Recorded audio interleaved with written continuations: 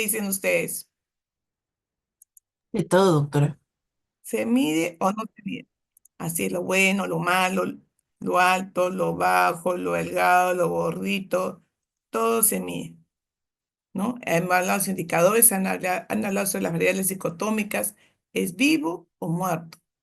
Las variables discretas son completas o no. Acuérdense que las variables discretas siempre son números enteros. Tengo 8 hijos, tengo 10 hijos, no voy a decir tengo 8 hijos y medio. Cuando son, cuando son continuas, y va a ir un punto. ¿Cuánto pesa? Supongamos 20 kilos, 200, ¿no? Entonces, cuando hablamos de todo eso, hablamos de algo muy importante, que es la población. Cuando hemos hablado sobre todo que son variables, peso, talla y todo, porque todo tiene un significado por el por qué hablamos de población. ¿Cuál es el continente más poblado, jóvenes? Asia. Así, Sí. doctora. ¿Y el África? No. Entonces, pregunta examen. Esos son los continentes más poblados del mundo, ¿no? ¿Y el último cuál es? Oceanía. Perfecto, ¿no? También hemos visto que Lima, ¿cuántos habitantes tenemos? Ya casi 12 millones. Claro, según lo que dice el INEI, somos 10 millones, pero según lo que dicen las proyecciones, son más estamos llegando a 13 millones. Y el distrito de mayor población es San Juan de Luri, gancho de 1 millón. ¿Y el distrito de menos población cuál es? Chicos, ustedes conocen En Lima. el sur, San Bartolo, esos distritos, Hermoso. ¿O cuál, pues? 70.000 habitantes, algo aproximado, o menos. ¿Cuál es? San Es que Bartolo, hay varios, doctora, que son distritos playeros donde no vive mucha Santa gente. María. Mi Santa María, ¿cuánto tiene? Y acuérdense la fórmula de densidad poblacional, ¿cómo es? Número de habitantes sobre kilómetro cuadrado. Entonces, donde vive mayor gente sobre menor cantidad de kilometraje, ¿cuál es? Surquillo. En Surquillo hay una mayor densidad poblacional. O sea, tenemos una kilómetros cuadrados muy pequeños para que viva tanta gente, muy distinto a lo que pasa en otros distritos, ¿no? Como son, pues, Santa Anita, ¿no? Perdón, como son San Bartolo, que bien, es tan grande el distrito, pues viene tan poca gente. Entonces, con todo ello es muy importante, ¿no? A recalcar de que hay que ver también cuáles son los distritos de menor población, y tienen, como usted decía, la Punta Negra, Punta Hermosa, Santa María. Y todo es importante porque vamos a ver, se imaginan un brote, ¿cómo sería un brote en Surquillo, un brote en Santa María y un brote en San Juan de Lurigancho? ¿Cuál tendría mayor prioridad? El de San Juan de Surquillo. Lurigancho. San Juan de San Juan de Lurigancho. Lurigancho. De San Juan. Surquillo. ¿Qué les dije, Surquillo? Mayor No. densidad poblacional, está más junto. San Juan de Lurigancho es grande, ¿no? Es una simple pregunta y ya cayeron. Entonces, tienen que estar escuchando, viendo, no puede decir, ay, tienen que pensar un poquito. Y es importante, ¿no? Que también ver dónde habitan, cómo están. Y por supuesto, ¿no? ¿Qué nos dice la encuesta ENDES? ¿No? ¿Cómo están estas personas? ¿Trabajan? ¿No trabajan? ¿Son independientes? ¿De qué se ocupan? ¿No? Dice que tenemos casi el 33% que tienen trabajos independientes y dependientes 62.000, y los demás, ¿no? Dice que Lima tiene un promedio mensual, un ingreso mensual. Se imagina un trabajador de 1.696 soles. Podría trabajar, pagar una pensión, pagar los colegios de los niñitos, dar de comer, no nos alcanza, ¿no? Y dice que 74 por cada 100 habitantes cuentan con seguro en provincia en Lima. ¿Y los demás qué seguros tienen? No tienen, porque esto es cualquier tipo de seguro. Mire cómo está nuestra población. Tenemos siempre que analizar. Entonces, con todo eso podemos decir que el Estado siempre va a determinar la política nacional de acuerdo a su población. de acuerdo a cómo está su población, cómo está distribuida, qué, cómo se organiza y sobre todo, ¿no? Tenemos que cumplir siempre las leyes. Entonces, hay una ley, la Ley General de Salud, que es la 26842, que va a ser la ley general de ustedes. La ley general, cuando ustedes son médicos, van a estar regidos por ellos, ¿no?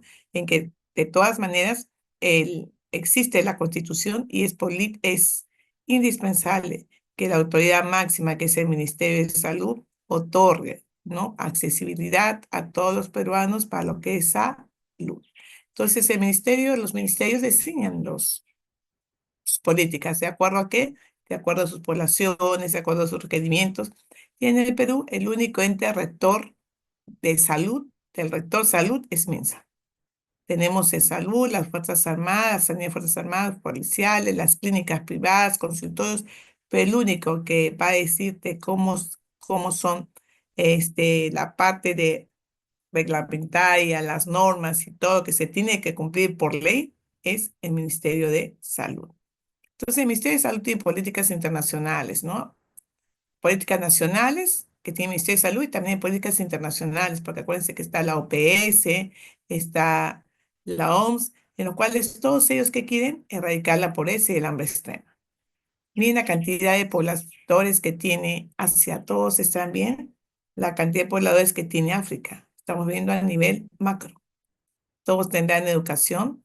Podemos reducir la mortalidad de niños menores de 5 años. Eso es importante, ¿no? Podemos mejorar la salud materna. Podemos combatir el VIH, como ustedes lo han mencionado. Inclusive, muy bien habló Angie, ¿no? Habla yo sobre la malaria, tenemos que hacer algo sobre la malaria. Entonces, y otras enfermedades. Tenemos que, por supuesto, ¿no? Garantizar una sostenibilidad en el medio ambiente, que es importantísimo. Entonces, cuando hablamos del sector salud, estamos hablando de una confluencia de personas, entidades, en que todo lo que queremos es ver jurídicamente que la población de un país pues esté bien. ¿Y quién está conforme al sector salud? El MINSA, prestadores de servicios de salud, como son clínicas otros, otras financiadoras, instituciones de servicios, como son clínicas consultorios, entidades formadoras de recursos de salud, entidades productoras de otros recursos de salud, agencias, niveles gubernamentales, por supuesto, las municipalidades, entre otros. ¿Dónde están ustedes acá, jóvenes? ¿Ustedes son parte del sector salud o no? Sí, doctora. Sí, doctora. ¿Y dónde están, Brandon? A ver, ¿dónde estás? ¿Dónde estarías en esta parte del sector salud? Niveles gubernamentales, en población que se compromete, en Estu- agencias, ¿dónde estarías? Estaría como estudiante, o sea, como ¿En qué eh, parte de todos estos puntos que están acá estás incluido? sociedad civil. ¿No? Entidades Ah, formadoras entidades de formadoras. recursos humanos en salud. Muy bien, Brando, para que sepan ustedes, ¿ya? Entonces, cuando hablamos de estas entidades, están que el Ministerio de Salud tiene viceministerio de prestaciones de aseguramiento y ahí queda la Dirección General de Personal de Salud. Esta Dirección General de Personal de Salud, pues cuenta lo que es el Comité Nacional de Reaseguramiento Médico con AREME, cuenta con CONAPRES, ¿no? La Comisión Nacional de Pregrado y todos ellos son los que te norman y te norman unas políticas para que las universidades fijen y digan, mi alumno, mi futuro médico tiene que tener las competencias que cumplan de acuerdo a las políticas de salud. ¿Qué tenemos? Enfermedades metancénicas, enfermedades zoonóticas, tenemos enfermedades de la infancia, tenemos SIDA, tos, y bajo ese perfil ustedes son formados. Por eso le damos mucho interés a lo que es la epidemiología. Entonces, cuando hablamos de un sistema de salud, estamos hablando de qué es la que te va a dar los servicios, te va a generar recursos, ¿no? Y sobre todo la parte financiera y gestión. Si yo no proveo servicios, ¿no? Yo no tengo, no son postas, se llaman puestos de salud, centro de salud, establecimiento de salud, y no genero recursos, ¿no? Especialmente genero recursos humanos como son médicos, enfermeras, nutricionistas, pues no voy a conformar lo que es mi sistema de salud. Entonces, el sistema de salud lo compromete pues el sector público, privado, el tradicional, informal, pero todos bajo el Sistema Nacional Coordinado y Centralizado de Salud, que todo lo que queremos es El objetivo es promover, proteger y recuperar la salud de nuestra población. Entonces, cuando hablamos de un sistema coordinado, estamos hablando que está conformado por el Ministerio, la Seguridad Social, Servicio de Salud, Sanidad de Fuerzas Armadas, Sanidad de Fuerzas Policiales, sector privado. Estoy diciendo que quiero trabajar en el MINSA, pero igualito tiene que trabajar en una clínica, pero todo está regido por el MINSA. Ahí están ustedes, universidades y la sociedad civil organizada. Cuando hacemos un enfoque epidemiológico, estamos viendo que tenemos que observar los fenómenos de salud. Los compañeros están diciendo, doctor, estamos viendo mucho que hay aumento de malaria. Miren, en Argentina hay parotiditis. Estamos viendo que Milagros y Danísico, ojo, se está acercando muchos casos de fiebre amarilla. Entonces, al tener pues casos de fiebre amarilla, ¿qué está sucediendo? ¿No? Están en frontera. Colombia está con frontera con nosotros, se puede ingresar estos pacientes acá y cuando una persona ingresa, por supuesto, ingresa con su enfermedad. Entonces es importante analizar, definir estos recursos para poder hacer una intervención sanitaria. Este es el enfoque epidemiológico cuando hablamos. Entonces, el enfoque epidemiológico tenemos que observar qué pasa en nuestras fronteras, cuantificar cuántos casos hay en nuestra población y sobre todo la frecuencia que se representa. Entonces, ahí hablamos de la probabilidad, que es el número de veces que se supone que esperamos que ocurra un evento que puede ser medible o cuantificable. Los compañeros mismos lo han dicho, todo lo que hablan ustedes, uno lo aplica. Entonces, hasta Angie dijo, ojo, estamos aumentando casos de malaria, ya estamos viendo la probabilidad de que tengamos, así como el dengue, esto se dispare, ¿no? El riesgo de salud viene a ser la probabilidad de experimentar un evento adverso. Ojo, te está diciendo, estamos en riesgo de que están aumentando casos de leptospirosis, aumentando casos de dengue. Miren, estamos en riesgo de que realmente pueden venir gente de Argentina que realmente tengan parotitis. Y si ustedes no están vacunados con... ¿Qué vacuna es para la parotitis?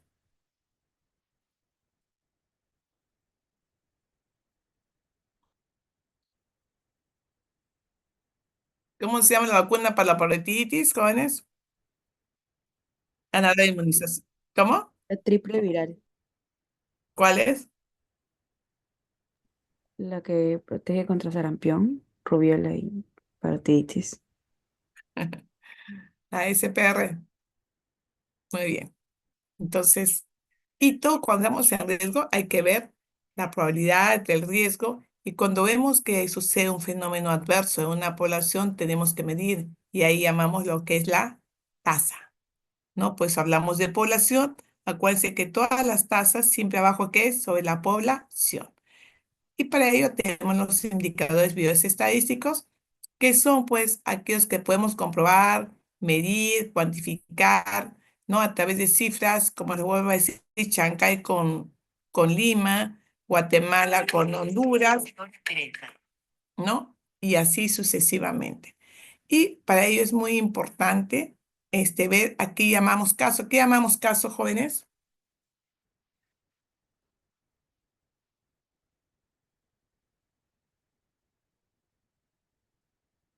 ¿Qué es caso en epidemiología? Al Un individuo que paciente porta la que se enfermedad. sospecha que tiene la enfermedad. Perfecto. Es un caso sospechoso. Caso, cualquier persona que tenga una enfermedad, decimos que es caso, ¿no? El portador de un daño. Y para ello tenemos que hacer la vigilancia epidemiológica. Entonces, cuando hablamos de indicadores, hay indicadores, hemos hablado de cifras absolutas y cifras relativas. Podemos decir, miren, hemos tenido 40 casos de niños intoxicados por comer la comida de qué. ¿Qué casos hemos tenido? Ninguno me ha tenido una noticia sobre una intoxicación alimentaria que han tenido alumnos, hablamos de casos. Han tenido 40 casos, 20 casos, 10 casos. Sí, podemos hablar de cifras absolutas. Tenemos 2 casos de parotiditis, tenemos 50 casos, sí podemos hablar, pero generalmente hablamos de cifras relativas en las cuales pues hablamos de lo que son razones, proporciones o tasas.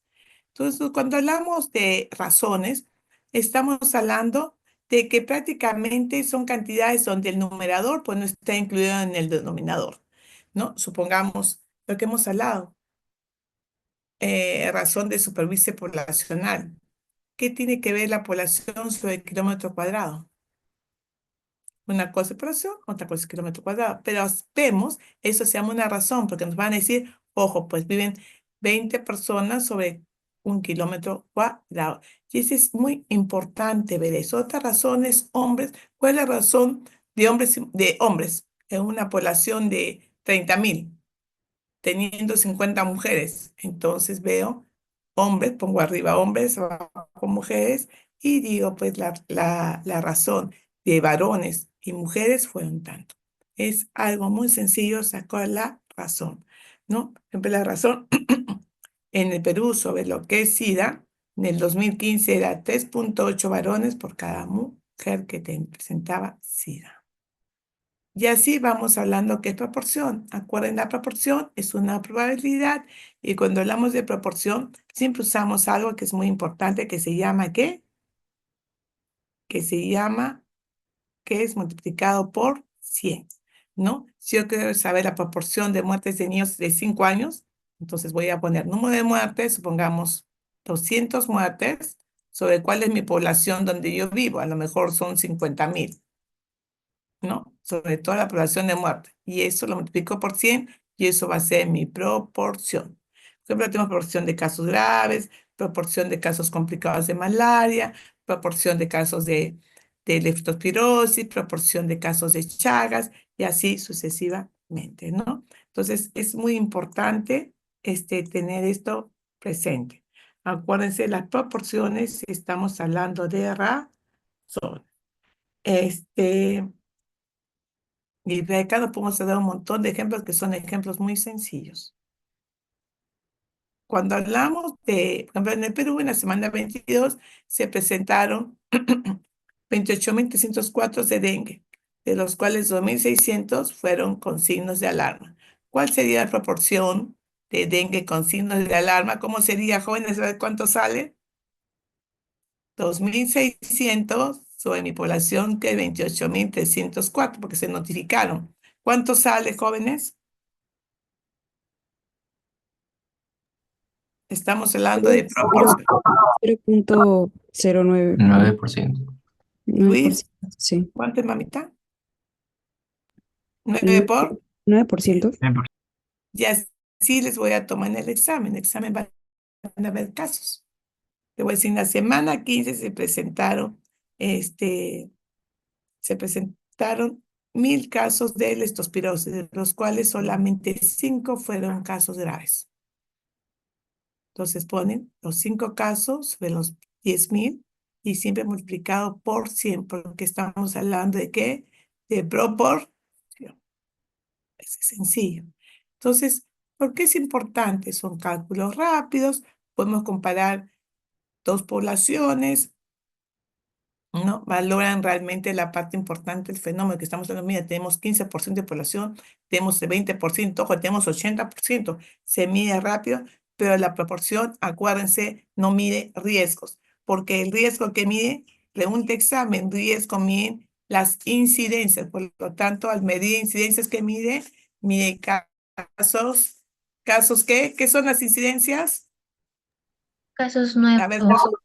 casos nuevos que se presentan. Muy bien. ¿Y qué es una taza?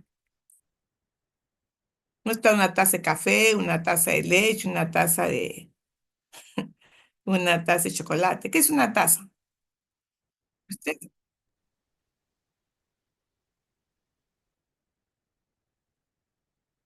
Claro, no diríamos porcentaje. Cuando damos porcentaje, vamos a hablar de esta palabrita que es 100. Sino son los números de casos ocurridos en una población, en un distrito, en un tiempo determinado, ¿no? Bajo un lapso de tiempo multiplicado siempre por una constante. Muy distinto a la proporción, se multiplica por 100. Y eso a veces confunde la proporción por las tasas, porque las tasas pueden ser multiplicadas por 100, 1.000, 10.000 o 100.000. Generalmente, siempre se trabaja por 10.000 o 10.000. Entonces, son todos los números hechos ocurridos en una población en un lapso determinado, acuérdense, sobre toda la población expuesta en ese tiempo de lapso. Ahí tienes las variables de tiempo. ¿Qué más tenemos? De población y sobre el número de casos. Y siempre multiplicado por esta constante que es 1.000. 10.000 o 100.000. Ojo, también puede haber 100. Pero a veces se confunden porque siempre confundimos con qué. ¿Qué hemos hecho hace un rato, señores? Pregunta examen, lo voy a tener así porque quiero que saquen 20 en este primer examen. Proporciones. Proporción. ¿Ya? Gracias, Angie, gracias. Entonces, supongamos, así le voy a poner. 2022 se presentaron 1.440 casos, son una población de 16.000. En 2024 se presentaron 6.400 casos, en una población de 12.000. Compare usted las dos poblaciones y diga cuál ha sido, cuál ha sido, cuál ha sido el que tenga mayor cantidad de tasas de riesgo de dengue. A ver, ¿cómo sería? Así les voy a poner el examen, jóvenes. 1.440 sobre 16.000. ¿Por qué lo va a multiplicar? Como hay 6.000, no aplicar por 10.000, sino por 1.000. ¿Cuánto sale? 9%. 9%. No, nunca hables de porcentaje. 90. ¿Qué te quiere decir? Que 90 personas 90%. por cada 1.000 habitantes tienen dengue. ¿Y el del 2022 cómo era? ¿Cuánto sale? 6.400 sobre 5. 48%. ¿Dónde había entonces? 48%. Muy bien. ¿Cuál tiene mayor alta tasa de dengue? ¿2021 o 2022? 2021. 2021, ¿cuánto salía? 90%. 90. 90%. 90%. No, acuérdense, niños, los voy a ahorcar. Nunca sale la proporción, hemos dicho. Sería, acuérdense, no hablamos de proporción, hablamos de tasa. ¿Qué tal número? 90. ¿Y el otro cuánto tiene? 48. 40. Mis números están bonitos. Ya. Este dice que por cada 1.000 habitantes hay 90 casos. Y acá dice por cada 1.000 habitantes hay 48. Entonces, ¿cuál tiene mayor alta tasa de dengue? 2021. Eso siempre les voy a tomar en el examen, pero mira, no me hablen de porcentajes, por favor. Si no son tasas. Ya saben interpretarlos, ¿ah? Muy bien. Eh, Cuando hablamos de una tasa, acuérdense que el numerador representa números de individuos que yo quiero medir: el número de muertes, enfermos por estospire, enfermos por Chagas, enfermos por neumonía, enfermos por diabetes. Y el denominador significa la población que está expuesta, ¿no? Supongamos, yo quiero saber cuántas personas con tuberculosis hay en Lima. ¿Cómo sería? Quiero saber la tasa de tuberculosis en Lima, Lima metropolitana. Supongamos. Debe ser. ¿Y cuántos número de habitantes en Lima? Ya, sobre 10 millones. Entonces, hablar yo no tendría que hablar por 100.000 habitantes. La tasa, supongamos, sería 0.02 por 100.000 habitantes. Así es. Entonces, acuérdense que siempre la tasa, ¿han visto?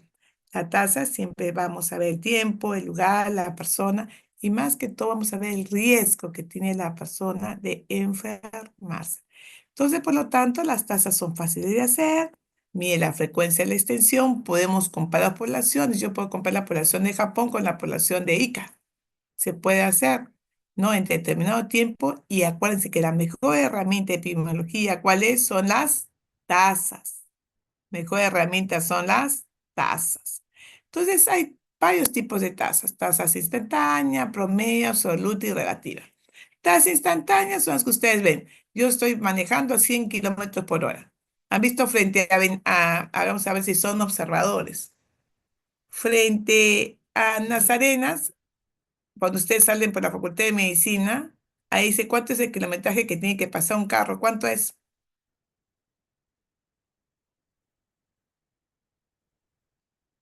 Jóvenes.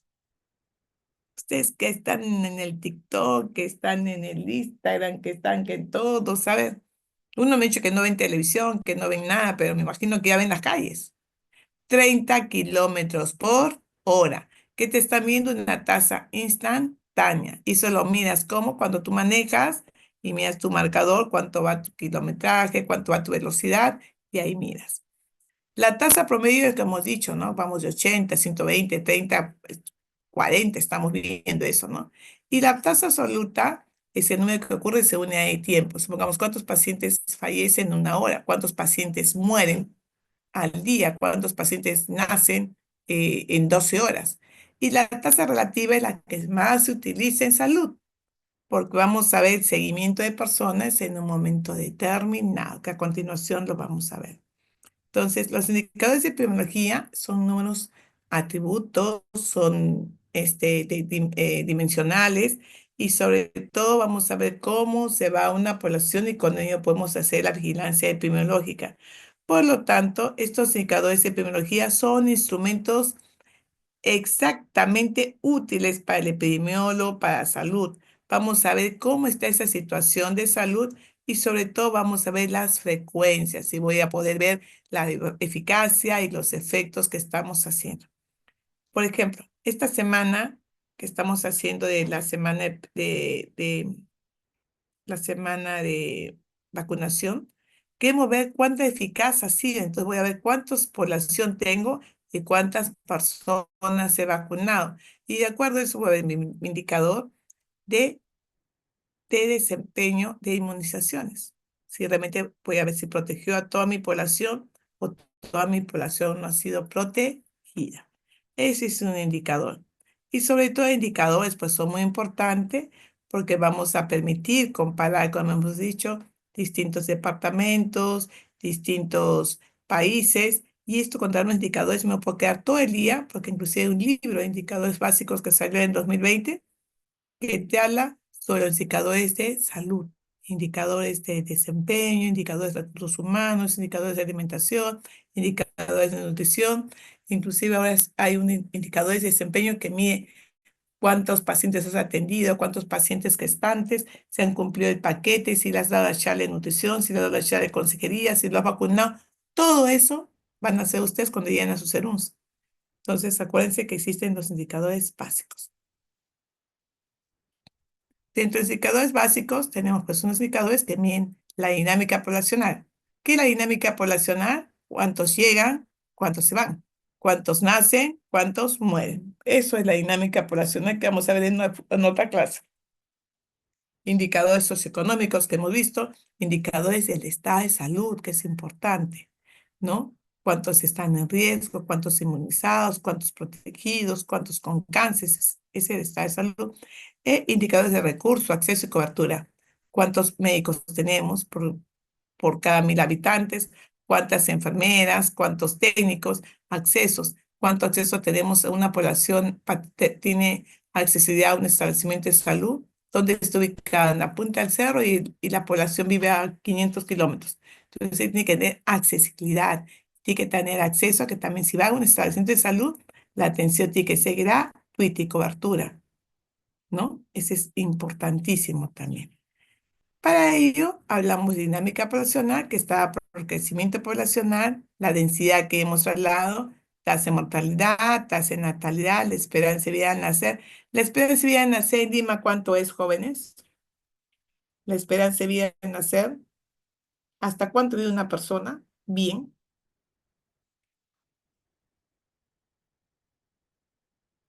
Jóvenes, 80 años promedio. hasta que bien.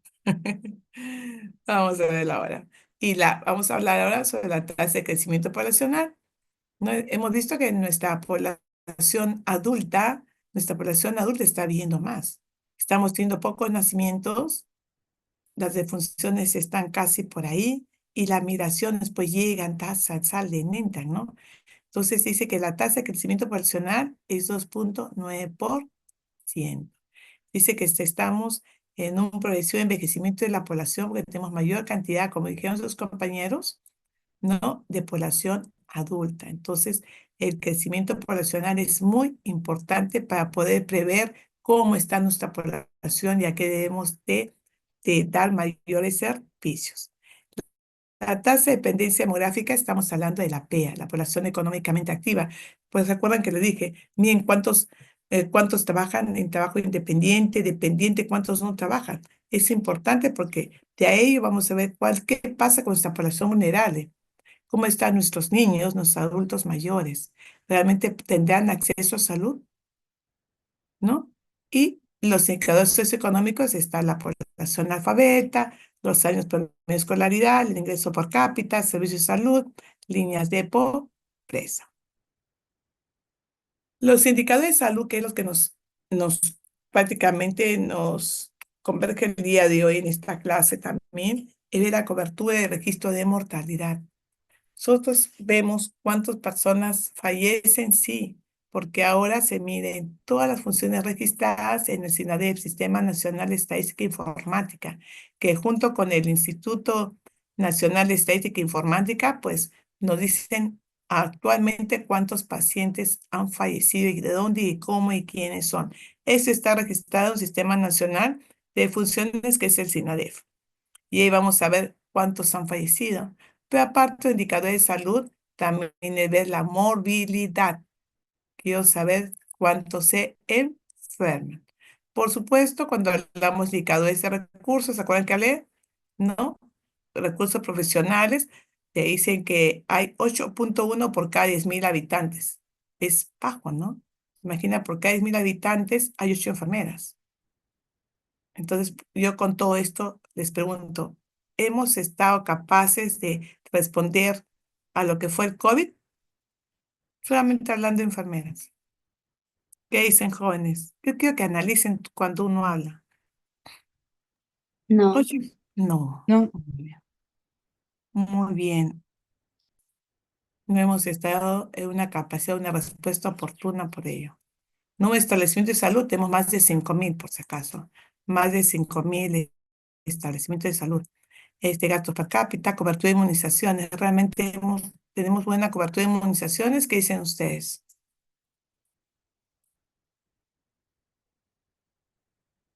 ¿Tenemos buena cobertura de inmunizaciones? no, doctora. Hacemos todo posible, milagros, ¿no es cierto? Pero cuando yo les he hecho el análisis situacional de salud de ustedes, me di con la pena de que ustedes no están vacunados en su gran mayoría.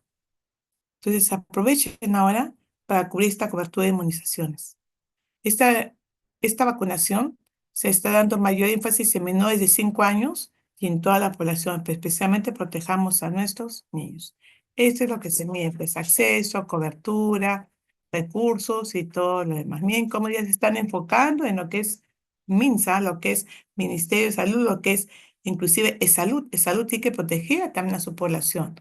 ¿Cuántas poblaciones aseguradas tienen? Esta población asegurada están protegidos, los hijos de estos trabajadores están vacunados, ¿no? Y cuando hablamos de indicadores, hablamos de indicadores que pueden ser cuantitativos o cualificativos, de acuerdo al estilo de vida. Pero indicadores tenemos dos tipos de indicadores, positivos y negativos. ¿Cuáles son los indicadores negativos, jóvenes?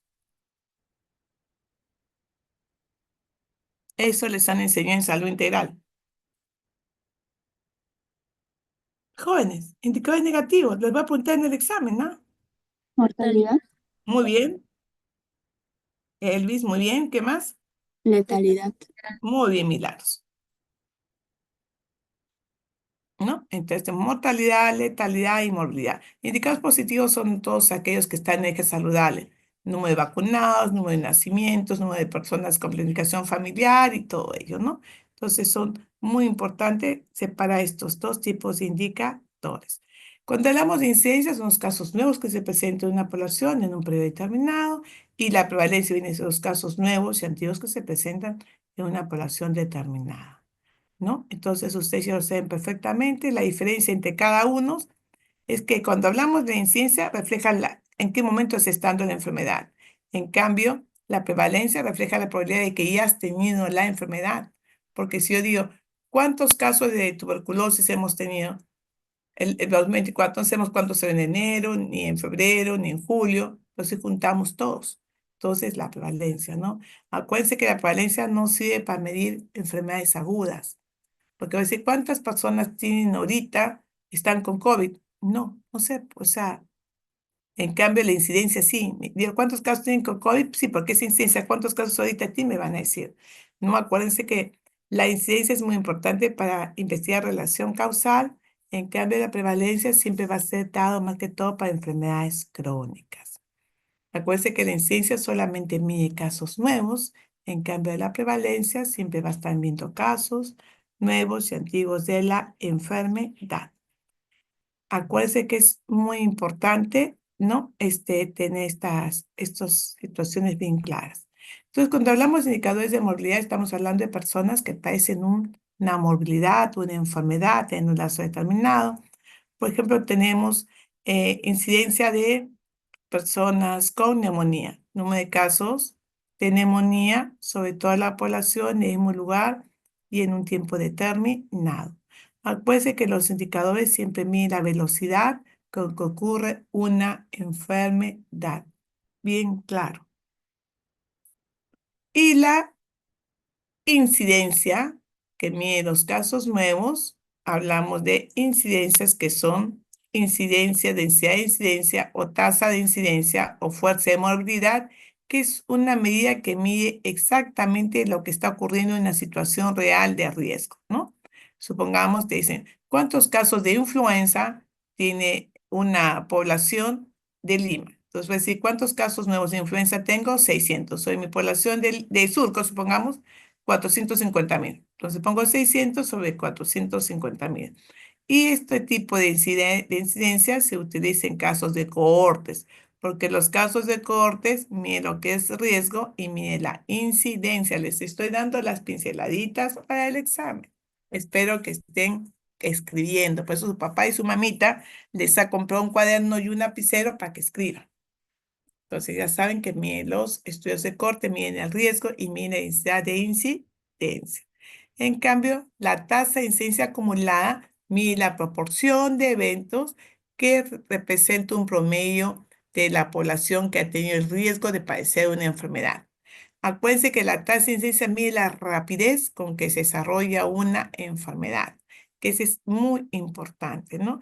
Después, el número de casos nuevos sobre la población en riesgo multiplicado por 1.000, 10.000, 100.000, ¿no? Supongamos, ejemplo, durante 5 años se siguió a 535 hombres con colesterol y presión arterial normal para detectar cardiopatía isquémica, registrándose 15 hombres en los 5 años.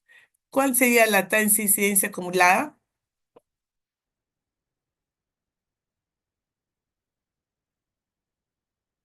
Los 15 sobre mi población, que es 535. Y como es tan poco, lo multiplica por una variable de 100.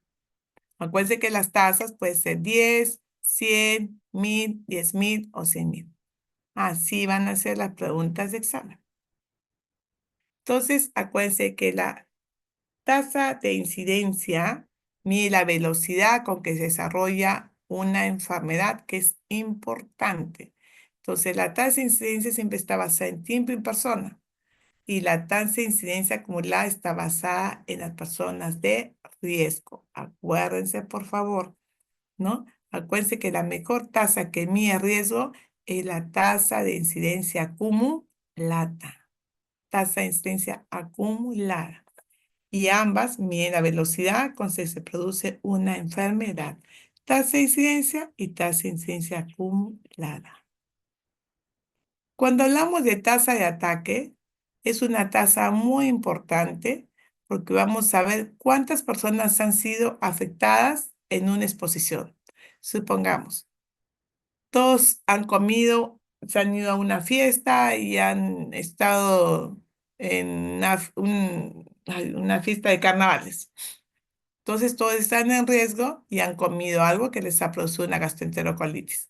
Entonces la tasa de ataque mide cuántas personas, en esta fiesta hubo 10.000 personas, se han afectado con gastroenterocolitis. Pongamos, se han afectado 20, 30, 40, 50. Entonces, la tasa de ataque se considera una tasa de incidencia. Pero acuérdense, la tasa de ataque, miren lo que les digo, siempre va a estar presente cuando hay una situación de brote. Un brote, yo les he dicho ahorita, ¿Cuántas personas han tenido, han presentado gastroenterocolitis si han estado en una fiesta de carnavales donde ha sido 20.000 y han tenido 50 personas gastroenterocolitis? Entonces hemos visto, mira, de estos 20.000 que han estado en carnavales, 55, supongamos, han tenido gastroenterocolitis. Y eso ha sido ¿qué? Un brote. Brote se llama cuando hay un caso inusual de una enfermedad en un sitio donde está circunscrito. Puede ser un penal, puede ser un colegio, una fábrica, una universidad, puede ser esta fiesta donde es costumbrista, donde todos estamos en un pueblo bailando el carnaval. Eso mide la tasa de ataque y siempre va a medir la situación de un brote, ¿ya? Que es importante medir eso. Cuando hablamos de tasa de ataque, acuérdense que mide la extensión de un brote. Entonces vamos a ver los nuevos casos nuevos sobre la población en riesgo. Ya le dije, si tuvimos 50 casos de diarrea sobre una persona que estuvieron en riesgo que fueron 10.000, eso se mide la tasa de ataque. Pongo acá 50 sobre 10.000 multiplicado por 100, 10.000, lo que sea. Acuérdense que la tasa de ataque se usa para brotes y es una medida de riesgo, porque estamos viendo cuántas personas que han estado en ese carnaval en estado de riesgo de sufrir su gastroenterocolitis. La tasa de ataque secundario, conocido también como la tasa que mide la contagiosidad. ¿Cuántas personas se contagian? Supongamos de que tenemos una persona y esa persona una persona X vive con su esposa, sus 3 hijos y su cuñada. ¿Cuántas personas de contacto tiene la esposa, sus 3 hijos y su cuñada? ¿Cuántas personas viven con él? A ver, chicos, para ver si están ahí. Un hombre que tiene TBC vive con su esposa, sus 3 hijos y su cuñada. ¿Con cuántas personas vive? 5. 5. Y esas que vienen a ser sus contactos, porque está viviendo el caso primario con 5 contactos. De esos 5 personas que están en contacto, 2 de ellas presentan tuberculosis después. ¿Eso qué se llaman? Casos secundarios. ¿Están entendiendo hasta ahí, jóvenes? Sí, doctora. Gracias, María Fernanda. Gracias. O sea, una persona X, una persona llamada Pancho, tiene su esposa, 3 hijos y su cuñada, y Pancho tiene tuberculosis. ¿Cuántos contactos tiene? 5 contactos. De ellos, su esposa y su cuñada presentan tuberculosis después de 3 meses. ¿Cuáles son los casos secundarios? Su esposa y cuñada. Muy bien. 20 te pongo la esposa y la cuñada. Y te pongo, ¿cuál sería la tasa de ataque secundario? Que mide la velocidad con que se propaga la enfermedad. Mide esa persona cuánto se ha contagiado. O sea, va a haber la relación de contactos que son siendo expuestos a la TC. Entonces pongo, ¿cuántos? 2 personas sobre cuántos contactos sobre 5 multiplicado por 1.000, 10.000 o 100.000. Esa es la tasa de ataque secundario. Mide la velocidad con que se propaga una enfermedad entre los contactos. La forma más clara de esta tasa de ataque, porque son números muy grandes, ¿qué enfermedad hemos tenido? COVID. Llegaba la persona de COVID de una familia y se contagiaba al papá, a la mamá, a la abuelita, al tío, al vecino, al enamorado, a los amigos de la enamorada y toditos. Ahí se medía mejor la tasa de ataque secundario. ¿Ya? En medicina utilizamos pues la tasa de incidencia que hemos hablado, tasa de prevalencia y la tasa de letalidad, ¿no?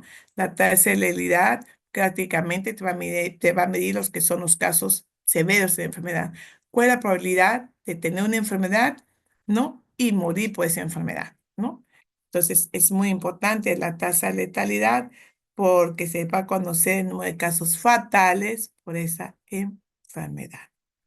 En cambio, la prevalencia es una tasa muy importante de salud porque va a medir cuántas personas en un momento determinado han presentado supongamos, faringitis. Miren los casos nuevos, los casos antiguos, de todos que han presentado faringitis.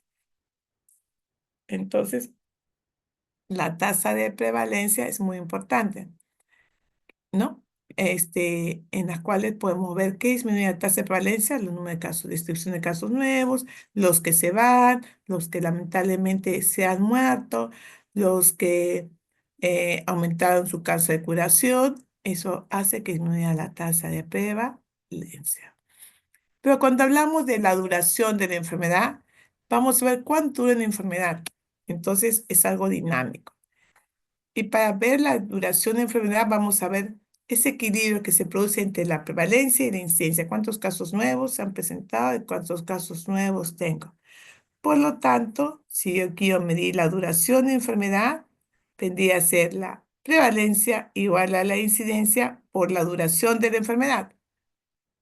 ¿Y cómo sería la duración de la enfermedad, a ver, jóvenes?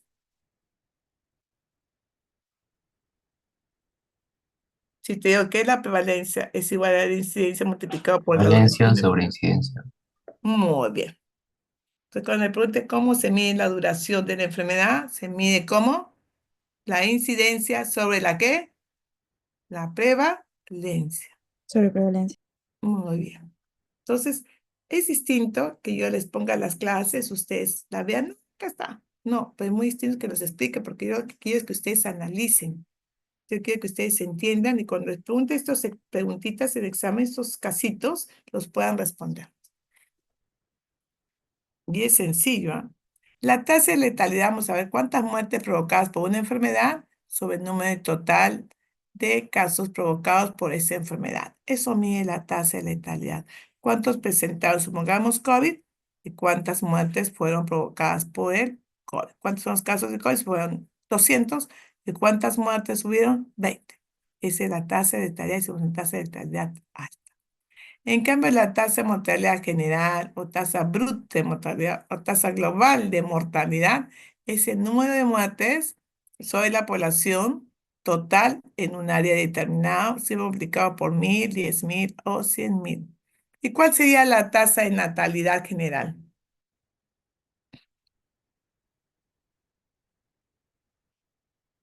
Jóvenes, si la mortalidad es número de muertes, ¿cuántos han muerto sobre la población total multiplicada por una constante que puede ser 1000, 10.000 o 100.000?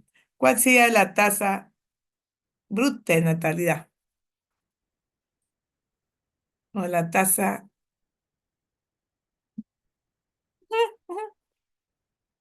Así es, que lo vamos a ver a continuación. Cuando hablamos de mortalidad infantil, estamos hablando, acuérdense, este número clave, menor de 1 año. Entonces, ¿cuántos niños mueren por cualquier enfermedad antes que haya cumplido el año, ¿no? Menores de 1 año. Sobre todo los nacidos vivos, acá ya no es total, sino de todos mis nacidos vivos, ¿cuántas personas han fallecido menor de 1 año? Esa es la tasa de mortalidad infantil.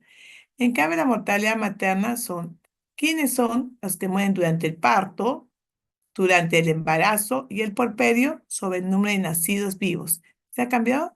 Has visto que van cambiando, ¿no? Las tasitas. Entonces, ¿cuántos nacidos vivos hay?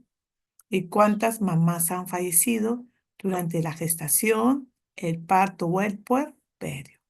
Esa es la tasa de mortalidad materna. Y cuando hablamos de tasa de mortalidad materna, últimamente se habla sobre razón de mortalidad materna y tasa de mortalidad materna. Cuando hablamos de razón de mortalidad materna, estamos hablando de aquellas mujeres que han fallecido durante el embarazo y el parto. Ojo, durante el embarazo y el parto sobre el número de nacidos vivos, siempre multiplicados por 10.000. Prácticamente la tasa de mortalidad materna mide el riesgo de la mujer embarazada, ¿no? O sea, no lo hemos controlado. Para ver que una mujer ha sido controlada, tiene que tener 11 controles. No le hemos hecho su hemograma, no le hemos hecho su prueba de ELISA, no le hemos visto la parte bucal, no le hemos visto la parte nutricional, no le hemos sacado exámenes. Entonces da mucha pena que muera la gestante teniendo 11 controles en forma gratuita que puede ir a cualquier establecimiento de salud. Esa es la mortalidad materna. Y la tasa razón de mortalidad materna.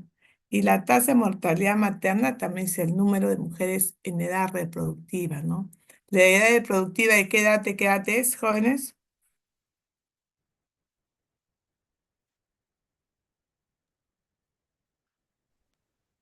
La edad 24. reproductiva de 15 a 45 años, ¿no? Entonces, la tasa de mortalidad materna es un indicador muy bueno para ver el uso de planificación familiar.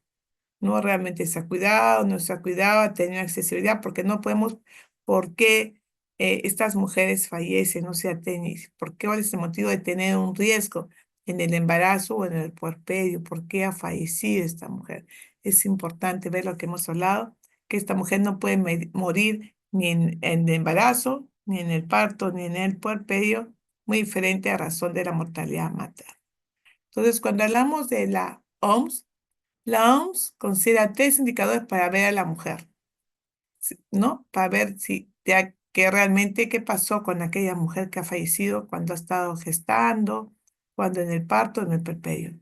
Ellos miden la razón de mortalidad materna, la tasa de mortalidad materna y el riesgo de función a lo largo de vida adulta de la mujer, ¿no? Ellos miden tres indicadores que es muy importante que se suman por la mortalidad paterna en cualquier país. La mortalidad materna, la razón de mortalidad materna, la tasa de mortalidad materna y el riesgo de defunción, porque no es justo que una madre muera en su vida adulta teniendo niños, ¿no?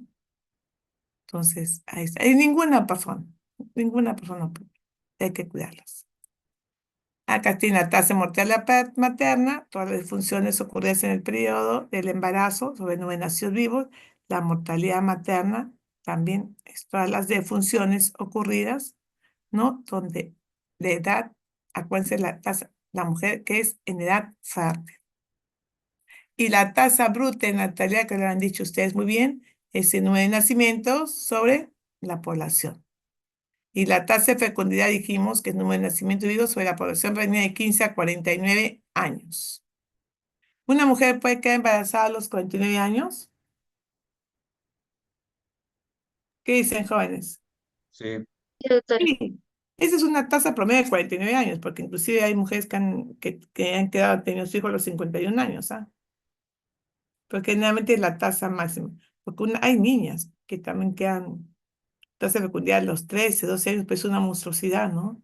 Que una niña muy pequeñita, no esté en desarrollo. Entonces, la tasa de fecundidad la cogen de 15 a 49 años. ¿Ya?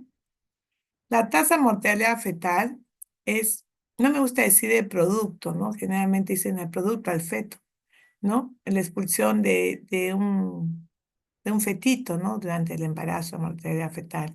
Entonces, la tasa de mortalidad fetal es el número de muertes fetales. ¿Cuántos bebitos en la barriga de la mamá mueren sobre el número de nacidos vivos? Ahora, la mortalidad fetal tiene también ciertas clasificaciones. Mortalidad fetal precoz es cuando muere antes de las 20 semanas del embarazo sobre el total de vivos. La mortalidad intermedia es cuando muere antes de las 27 semanas. 27 semanas, pobrecito, ya está en formación. Y mortalidad fetal tardía cuando muere, ¿no? Con 28 semanas de gestación. 28 semanas antes de que cumpla los 40 semanas. Esa es tasa de fetal tardía sobre el número de nacimientos. Son tasas nomás. Y tasa de mortalidad neonatal, ¿cuál es? Aquellos que mueren antes de cumplir 28 días de nacido. Nació el bebito, se murió a los 27 días, es una tasa de neonatal, tasa de mortalidad neonatal. Pero tasa de mortalidad neonatal precoz cuando el niño muere antes de la semana. Muere al segundo día, al tercer día, es una tasa de mortalidad precoz sobre el número de nacidos vivos. Y tasa de mortalidad neonatal tardía cuando muere entre los 7 a 27 días. O sea, muere a los 20 días, 22 días, 15 días, ¿no? Antes que cumpla sus 28 días de nacido. Es una tasa neonatal tardía. Y tasa de mortalidad postneonatal cuando el niño muere después que ha cumplido 28 días y antes que cumple el año. Esa es una tasa de mortalidad postneonatal. Todo eso de nacidos vivos. Y esto queremos que no haya, ¿no? Hay otras tasas, que es tasa de analfabetismo, tasa de deserción, tasa de niños abandonados, tasa de violencia, embarazo en adolescentes y podemos hablar un montón de tasas. Esta es la tasa bruta de natalidad y mortalidad, ¿no? Tasa de natalidad va bajando. Antes tenían 20, 30, 40 hijos, ahora tienen uno, a veces no hay ni hijos.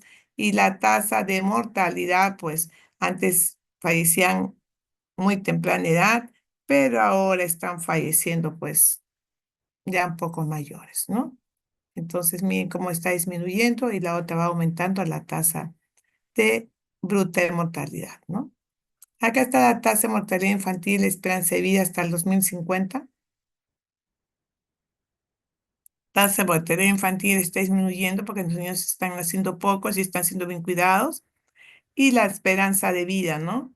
Que antes, como decían sus compañeros, morían a los 56, 60, 70, también a los 79 años.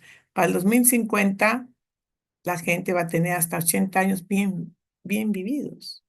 Pregunto, teniendo eso, ¿cuál sería la especialidad de ustedes? ¿Pediatras o geriatras?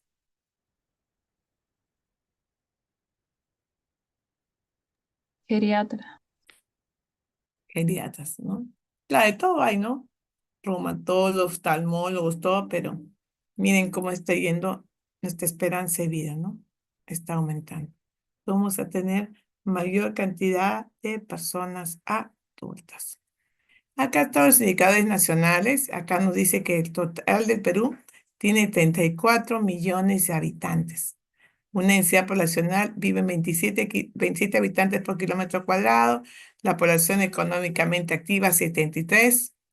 La tasa global de fecundidad, la mayoría de familias tiene nacen dos niños por persona.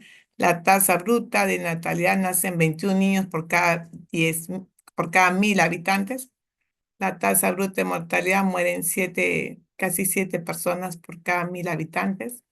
La tasa de mortalidad menor de 5 años, mueren 14 niños por cada 1000 habitantes. La esperanza de vida al nacer, según lo que dice ENDES, 77,5 años.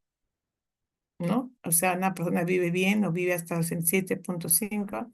La tasa de TBC es 130 por cada 100.000 habitantes y así sucesivamente, ¿no? Entonces ya saben cómo se leen los indicadores y saben usar las tasas. Y en Lima dice que somos 10 millones según el INEI de habitantes en 2025, una densidad poblacional muy alta, crecimiento poblacional también, tenemos más masculinos que hombres, nacimientos registrados pues es alto, es algo dinámico, y dice que en Lima hay 74 por cada 100 personas que cuentan con seguro en la provincia de Lima. Es lo que tengo a colación para que ustedes puedan interpretar. ¿Se acuerdan que el INEI es un Instituto Nacional de Estadística e Informática que trata de estimar, ver las predicciones para saber cuánta es la población que nos corresponde? En la jurisdicción de Virgen del Carmen dice que nos corresponde 75,000 habitantes. Es alta mi población. Entonces, dicen que últimamente la población ha crecido en los últimos años y va a seguir aumentando, es que tenemos un aumento muy alto de este crecimiento. El tercio de población vive más que todo en la capital, en Lima, pocos viven en la sierra y de acuerdo al INEI, pues se irán aumentando los registros de nacimiento. En el Perú en el 2024 tenemos una población total de 34 millones, población joven 8 millones, población de edad a trabajar 22 millones y la población adulta mayor 2 millones, casi 3 millones. La tasa de fecundidad dije que está disminuyendo. ¿Ya saben cuál es la tasa de fecundidad? ¿Cuál es la tasa de fecundidad, jóvenes? De 15 a 49 años. Acuérdense la población que tienen que cogerse. Les voy a poner un problemita sobre eso. Están disminuyendo. Y la mortalidad infantil, ¿no? Muestra que la mortalidad infantil en zona urbana disminuye y también en zona rural está disminuyendo. ¿Gracias a qué? Gracias a la cobertura, gracias a ustedes que van a ir a hacer sus serums en estas poblaciones lejanas y van a ayudar a que esta gente no fallezca. Gracias a las vacunas también. Y también hablamos de indicadores trazadores, ¿no? que son los indicadores que se utilizan más que todo para ver si hemos cubierto una población que está en riesgo, ¿no? Que está en una privación. Por ejemplo, los indicadores que más se usan son indicadores tasadores de socioeconómicos, de mortalidad materna, ¿no? Que es importante. Siempre nos piden indicador tasador, mortalidad materna, ¿no? Y es que te va a medir la calidad de servicio. Realmente estoy dando una buena calidad de servicio a todas las mujeres que están yendo gestantes o no. Y eso es muy importante. Muy bien, acá tienen los indicadores tasadores, ¿no? Que miden la calidad de servicio, que es la mortalidad materna, parto institucional, la anemia, el dengue, la neumonía, la consulta externa, la madre controlada. Y muchas gracias. ¿Alguna pregunta hasta ahí, jóvenes? No, doctora, todo claro. Entonces, por favor, esta es una parte muy importante que entra el examen. El otro capítulo que es ASIS, ¿no? El ASIS, que el ASIS es el análisis situacional de salud. Y terminamos. ¿Y el examen cuándo es, jóvenes? ¿El 10 de mayo? El 10. En 2 semanas. Muy bien. ¿Tenemos tiempo? Sí, tenemos tiempo a estudiar. Tienen bastante tiempo, ya se les ha explicado, se les ha mencionado. Y sobre todo están todos al día. Estamos cumpliendo bien. Mañana, hoy ya se inicia la vacunación de las Américas y me gustaría, digo, los que desean, me avisan, ¿no? Porque el 1 de mayo, ¿día de qué es? Trabajador. Día de trabajador. ¿Y qué son trabajadores? Es feriado, día jueves, vamos a perder otra clase,